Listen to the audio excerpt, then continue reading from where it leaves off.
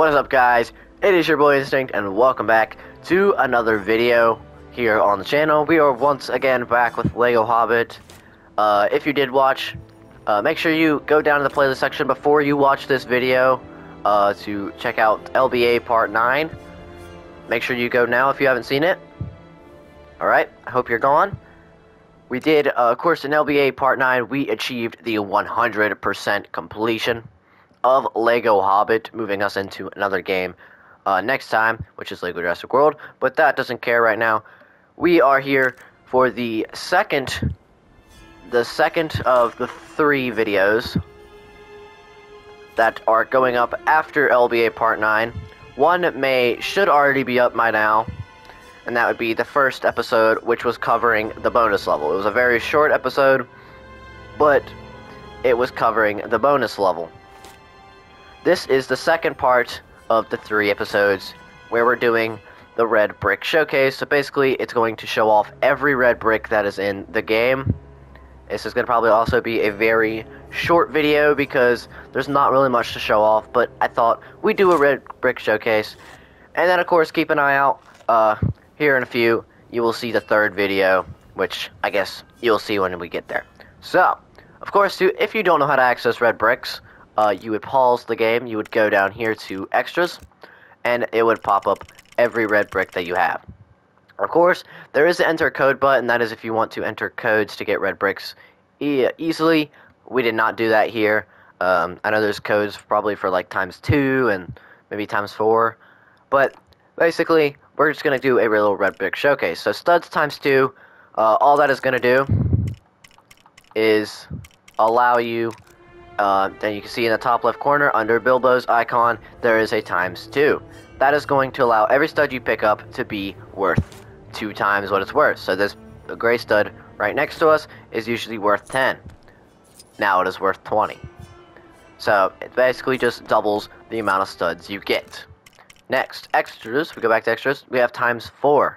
That is going to multiply. I'm going to wait to turn. I'm going to turn that one off. You'll see why. That is going to multiply every stud you get by 4. So this gray stud usually does 10. Now it's going to give me 40. So that is basically like the ×2, but now it is ×4. Once again, we have ×6. So instead of getting 40 or 10 like usual, we are now getting 60. Then, of course, next we have the ×8. Instead of getting 10, we are getting 80. And of course, it applies for all the other studs too. So like gold studs, you get 100, you would get 800. You know, blue stud, you get 1,000, you'd get 8,000.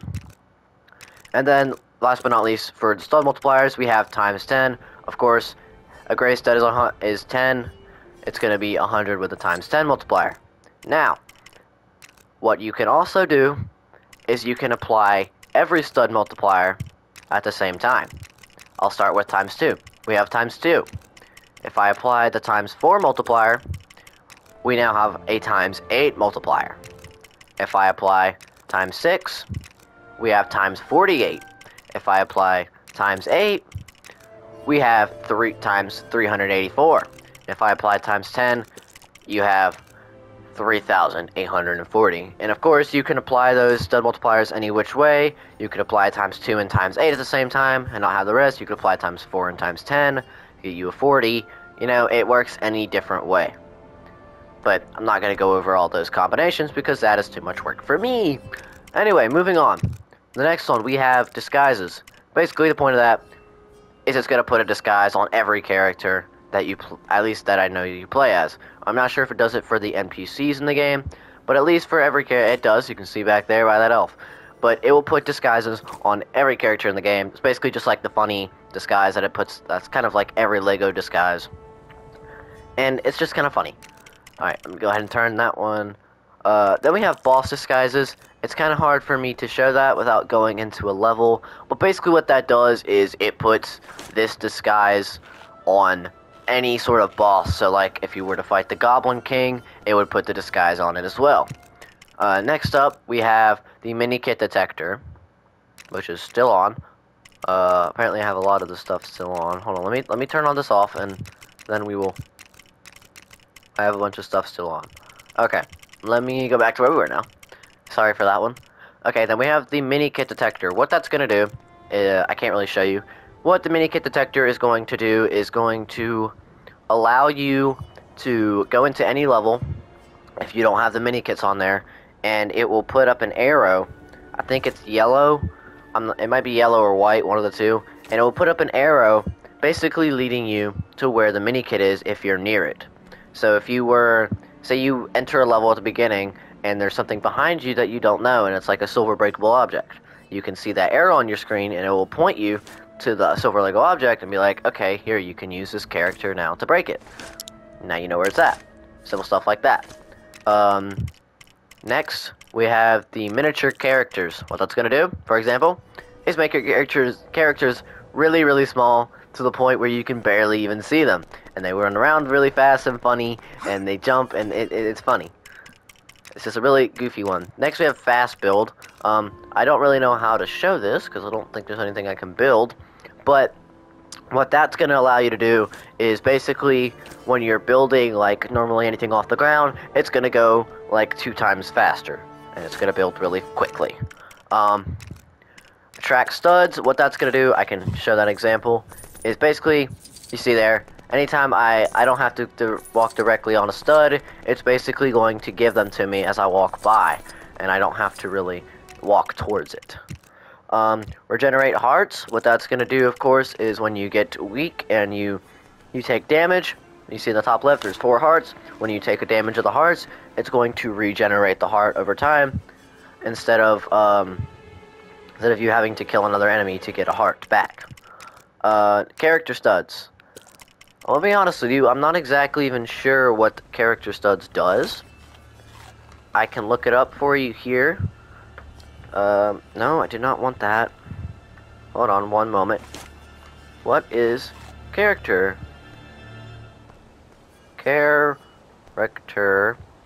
studs?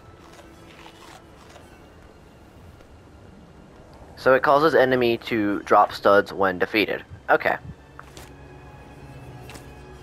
That, I guess, makes sense. Alright, next up, we have invincibility. What that's going to do is, now if you see in the top left, I'm not even going to have to unpause my game.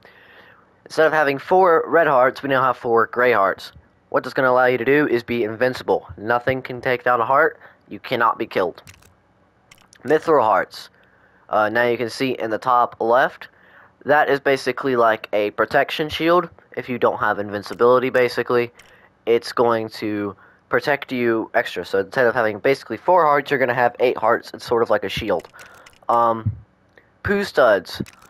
What it's going to allow you to do, I can't really show that off here, but what it's going to do is when you ride any sort of vehicle, not vehicle, but you ride some sort of animal, there's a button prompt that you can press.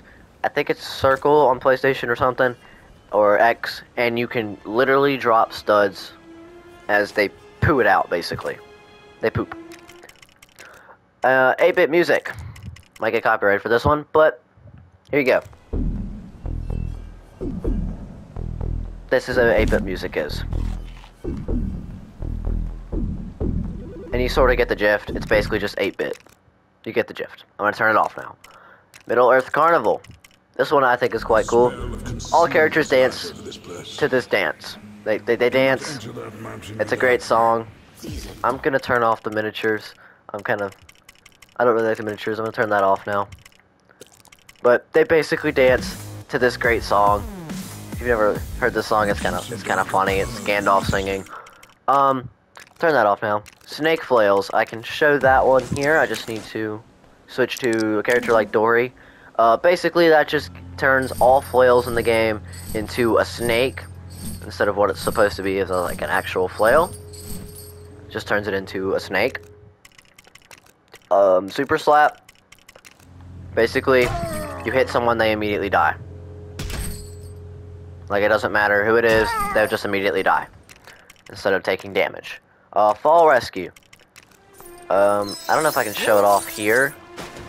Not really, but basically, anytime you fall off a cliff, like if you're say you're in a level and you're so close to Master Burglar, and you accidentally jump off a cliff trying to get some studs, it'll pick you right back up, and you won't lose those studs, and you won't die.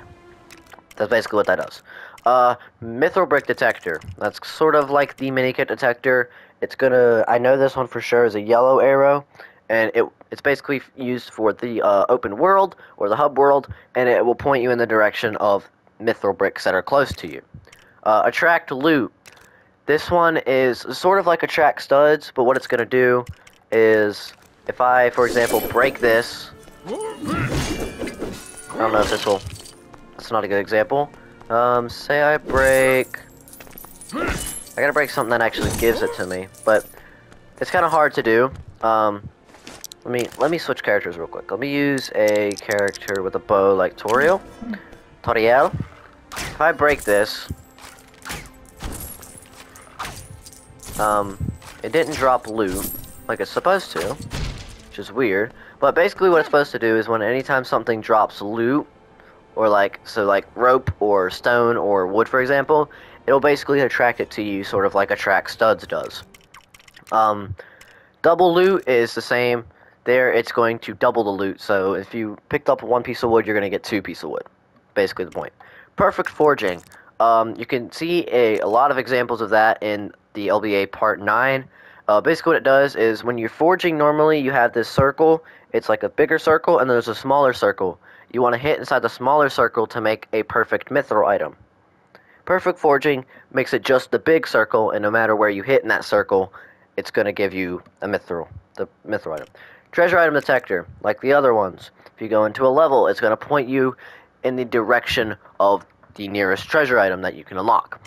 Always loot rubies. Now, these ones are all special. You can only have one on at a time, and what they do is basically, I can explain all of them, is if you turn it on, if I say, example, I turn on always loot rubies, if I go to mine gold, I'm going to get rubies out of it.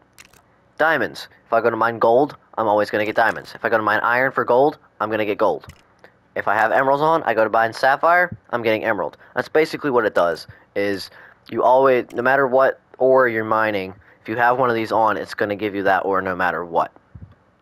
So, that is going to be it for the red brick showcase here. I hope you guys did enjoy the second video here on the end of the Hobbit, Lego the Hobbit.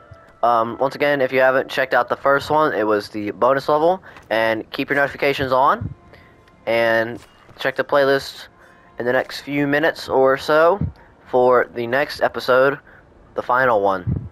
We're the part 3 of this little, I guess, part.